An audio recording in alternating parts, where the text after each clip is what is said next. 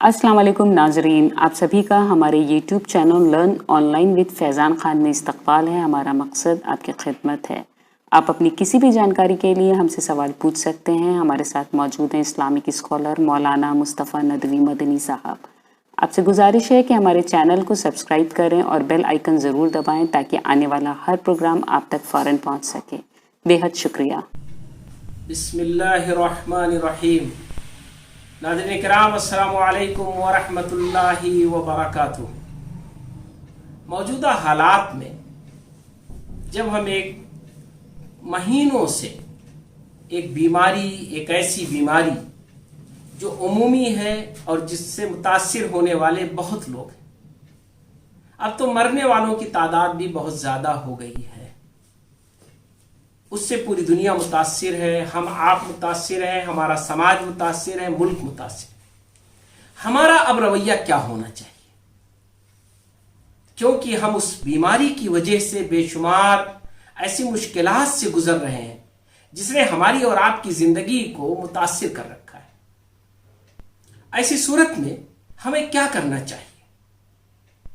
हम और आप इस मरहले में अगर एक सही फैसले तक पहुंच जाते हैं तो उसका फायदा हमको भी होगा और हमारे समाज को भी होगा, सोसाइटी को भी होगा। और अगर हम सही नतीजे तक नहीं पहुंचते हैं तो इसका बहुत बड़ा नुकसान हमें और आपको अपने आइंदा आने वाले हालात में उठाना पड़ेगा। जो कुछ भी हालात थे गुजर गए, हमारे और आपके लिए बड़े ही तकलीफ दे थे। आगे अल्लाह ताला हिफाजत फरमाए इस बीमारी से, लेकिन बज़ाहिर ऐसा लगता है कि अभी ये बीमारी आगे जारी रहेगी। ऐसी सूरत में हमें और आपको सबसे पहले जिस चीज को ध्यान में रखना है वो है अपनी जिंदगी के रहने सहने के अंदाज को बदलना, अपनी सोच को बदलना, अपना इस अंदाज में शेड्यूल बनाना, अपने आप को इस तरह मुनज़्ज़म करना कि हम इस बीमारी से मोहतात हैं, खाइफ है। खाइफ दो तरह का होता है इंसान, एक वो जो बिल्कुल मायूस होकर बैठ जाए, खौफजदा होकर गिर जाए, और एक होता है कि खौफ के नतीजे में इंसान तहफ़्फ़ुज़ का पहलू अपनाए, हिफाजती तदबीर अपनाए।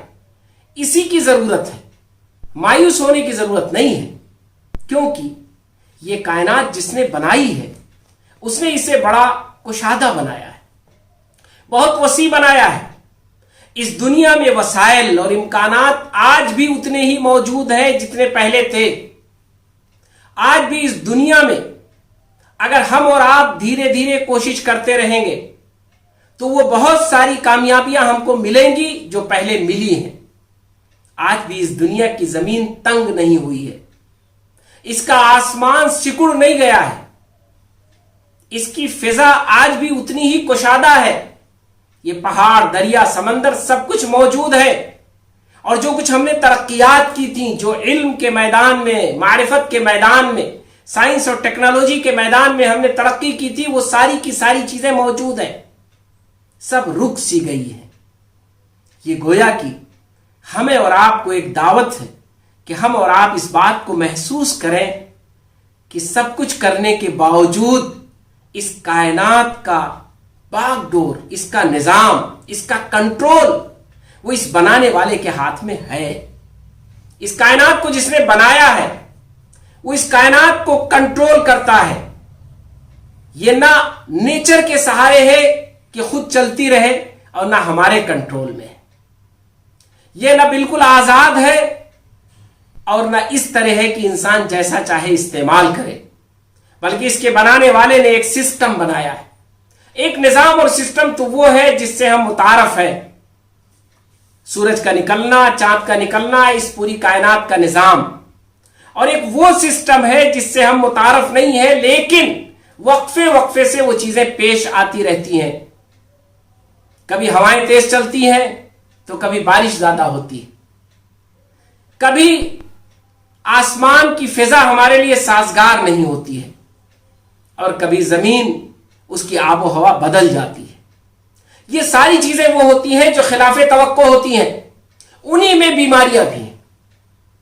बीमारी अकेले किसी को होती है, एक शख्स बीमार होता है तो उसका दायरा बड़ा छोटा होता है, लेकिन वही बीमारी जब बहुत सारे लोगों को हो जाए और वो एक वबा की शक्ल अख्तियार कर ले तो उसका दायरा बहुत बढ़ जाता है।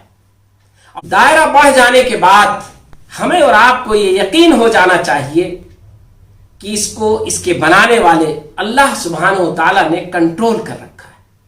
अब ये हमारे बस से बाहर है। हालांकि अकेले जिंदगी, अकेले बीमारी भी हमारे कंट्रोल से बाहर है, लेकिन फिर भी वहां हम इतना हैरान और परेशान नहीं होते हैं, क्योंकि वो एक का मसला होता है, यहां सभी का मसला होता है, तो हम बहुत परेशान हो जाते हैं। इस बीमारी के पस मंजर में हमें हिफाजती तदबीर के साथ साथ अपनी कोशिशें भी करनी चाहिए।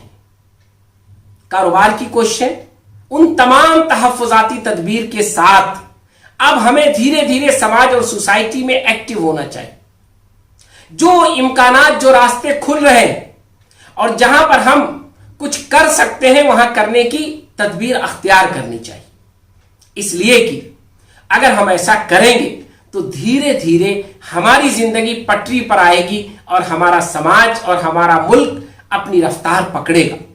याद रखिए कि हम इंसान हैं, बड़े कीमती हैं, लेकिन अगर ये समाज, ये सोसाइटी, ये मुल्क, इसकी रफ्तार रुक जाए तो हम कितने भी कीमती क्यों ना हों, हमारी भी रफ्तार रुक जाती है, हम भी ठहर जाते हैं, हमारी जिंदगी भी जीरो हो जाती है।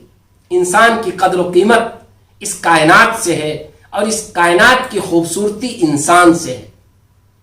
इंसान इस दुनिया का सबसे खूबसूरत मखलूक है, इसीलिए उसकी जिम्मेदारी है कि वो इस कायनात के बनाने वाले को तलाश करे।